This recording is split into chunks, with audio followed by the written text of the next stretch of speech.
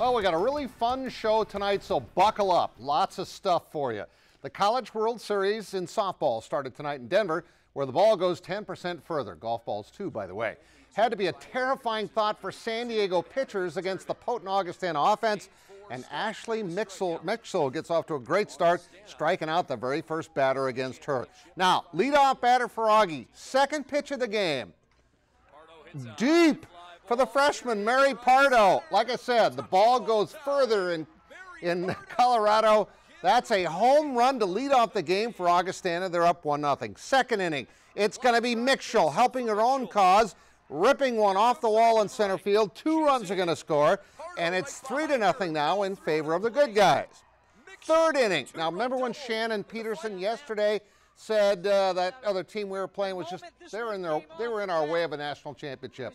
She crushes this one. A 2-run bomb just about landed up on the interstate. That makes it 5-0 in favor of Augie.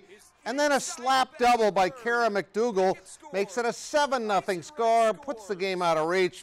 It was all Augustana tonight. Let's go to your scoreboard. The game was shortened in the 5th inning by the run rule. 8-0 for Augie. They're now 57-10. Again, Pardo with a leadoff homer, Peterson with a big 2-run blast, and Mixel was your winning pitcher and also knocked in a couple of runs. It's been quite a 10-day period for Hartford native and Dakota Wesleyan senior Camber Lamer after her coach got her registration in late for the Nationals a week ago Monday, and after several appeals, she was finally given the go-ahead Tuesday to compete in the national meet in Alabama that started today. So she quickly got herself to the Nationals, started competing today in this, the heptathlon, with some added determination to prove she belonged there. Here she is finishing second in the 100 hurdles, also in the high jump.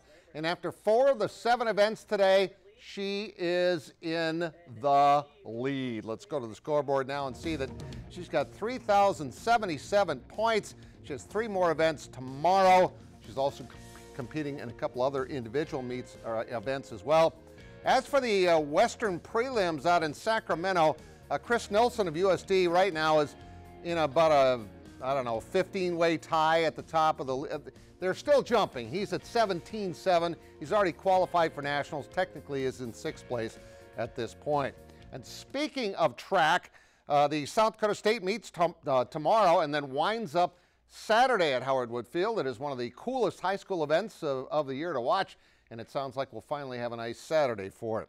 Today was the final round of the Girls City Golf Tournament, and the O'Gorman Knights had a very comfortable lead starting the day. Roosevelt's Natalie Poppins with a tough putt to save par on 18, and she does just that. Wish I could putt that way. On 16, O'Gorman sophomore Shannon McCormick, boy, did she have a nice day. Starts to make a run, draining the birdie putt. She must have seen the camera and said, I got a chance to make 2 highlights on the show tonight. She makes another birdie putt there on 18. Also on 18, the leader coming in was Roosevelt's Sonny Josephson. The long birdie just goes by, and she ends up in 2nd place by 1 shot. And that helped open the door for O'Gorman's Jenna Sutcliffe, also on 18 with a birdie putt. Doesn't quite make it, but she'll tap it in for par, and she goes on to win by that 1 shot. Let's go to the board real quick. See, O'Gorman wins that handily.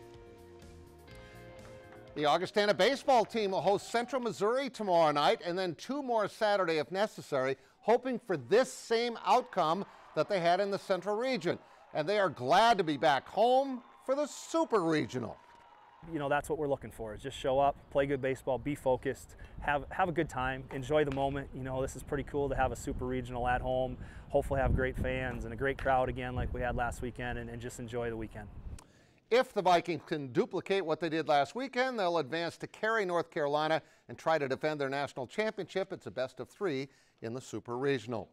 Well, no more slipping and sliding highlights from South Dakota State. They actually got to play today. In the first game against Oral Roberts, that 2-run home run by Derek Hackman gave them the early lead, but then the league MVP, this guy Spencer Henson, he led the conference in everything. He was a Triple Crown winner, hit 2 home runs, and Oral Roberts comes back to win this game 5-2. So that meant the Jacks had to beat Western Illinois to keep their season going. They trailed 4-1 into the 7th inning. when Braden Brown would tie it up at 4-4. Then in the 8th inning, Gus Steiger with the RBI single to right field. And Derek Hackman's going to step to the plate later in the 8th inning, and he's going to belt a 2-run double. I think he's eventually going to do it. There he is. He rips one down the line in right field for a 2-run double, and they go on to win 9-5, so they're still in it. Again, they lost that first game 5-2. Yankton wins the ESD Championship in girls golf. Peyton Tramp was your medalist. She had a 77 today. Twins went for the sweep of the Los Angeles Angels today. These guys have been ridiculous under their brand new manager. Jonathan Scope, deep to left. That's a 3-run homer. That makes it 4-0. Jorge Polanco steps to the plate. Says, hey, I can home run too. They all kind of did this today. Scope had 2 home runs. Polanco hit the 2-run homer. Miguel Sano is going to hit this tape measure blast. He hit 2 home runs. They hit 8 home runs as a team. Second time they've done that this year. 4th time they've hit 6 or more. Nobody else has done that. They hit home runs for 3,346 feet today. Yikes. They're 33-16. They win 16-7. No one can stop them. We'll be right back.